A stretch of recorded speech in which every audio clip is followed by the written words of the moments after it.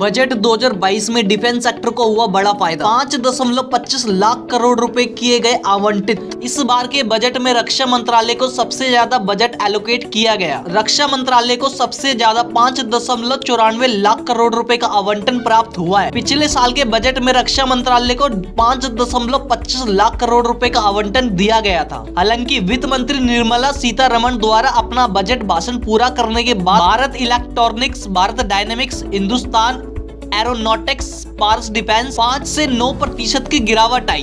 अपनी महत्वाकांक्षी आत्मनिर्भर भारत योजना के तहत सरकार ने रक्षा उपकरणों में उपयोग किए जाने वाले महत्वपूर्ण भागों सहित कई वस्तुओं की आयात पर प्रतिबंध लगा दिया है, यानी अब इसका निर्माण भारत में ही होगा। बजट 2023 वित्त मंत्री निर्मला सीतारमण ने बुधवार यानी 1 फरवरी को बजट पेश किया। इस बार के टैक्स में हर एक सेक्टर को बैलेंस करने की कोशिश की गई। प्रधानमंत्री नरेंद्र मोदी ने इसे अमृत काल का पहला बजट बताया है। पीएम मोदी ने इसे विकसित भारत की नींव को मजबूत करने वाला बजट बताया है। वहीं विपक्ष ने इसे चुनावी और नील बट्टे सन्नाटा बजट बताया। इस बार के बजट में सबसे बड़ी राहत मिडिल क्लास को मिली है। नए टैक्स सिस्टम में अब 7 लाख सालाना इनकम वालों को कोई भी टैक्स नहीं देना होगा। वहीं टैक्स स्लैब में भी बदलाव देखने को मिला है। साथ में ही सरकार ने किसान गरीब वर्ग के लिए कई पहल की है। इसके अलावा इकोनॉमी के लिए कैपेक्स से जुड़ा ऐलान खासा अहम रहा। सरकार ने वित्त वर्ष 2023-24 के लिए कैपेक्स टारगेट 33% बढ़ाकर 10 लाख करोड़ रुपए कर दिया है, जो पिछले वित्त वर्ष के लिए 7.5 लाख करोड़ रुपए था।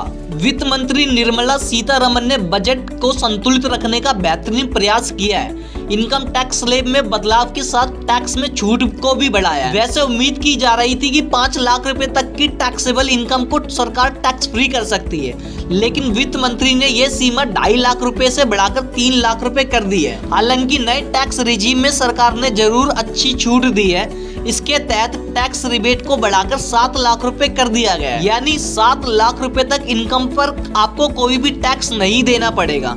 इसके अलावा बेसिक एग्जेम्पशन लिमिट 3 लाख रुपए कर दी है। अब 6 की जगह 5 स्लैब होंगे। न्यू टैक्स रिजीम में 15.5 लाख इनकम तक पर 52,500 का standard deduction. New tax regime में सरचार्ज घटकर 25% हुआ। इसके साथ ही new tax regime default tax regime बन जाएगी। इस बदलाव के साथ ही पर्सनल इनकम टैक्स के नई टैक्स रेट कुछ इस तरह होंगे। 0 से 3 लाख रुपए तक पर आपको कोई भी टैक्स नहीं देना होगा। 3 से 6 लाख रुपए तक पर आपको 5% का टैक्स पे करना पड़ेगा। 6 से 9 लाख रुपए पे आपको 10% टैक्स देना होगा। 9 से 12 लाख रुपए पे आपको 15% का टैक्स देना होगा। 12 लाख से 15 लाख रुपए तक 20% का टैक्स पे करना होगा और 15 लाख रुपए से ऊपर पर आपको 30% टैक्स पे करना होगा।